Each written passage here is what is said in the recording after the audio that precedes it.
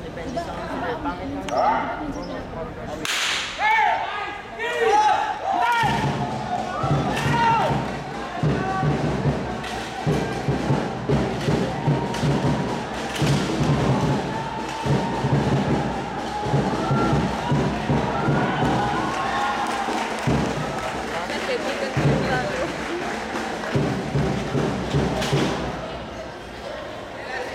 Kaibigan ko yung nanalo. Kaibigan mo? Tiga... Anong... Final call for the 100-meter dash, junior and senior heats. Qualifiers for the 110-meter high hurdles, juniors division.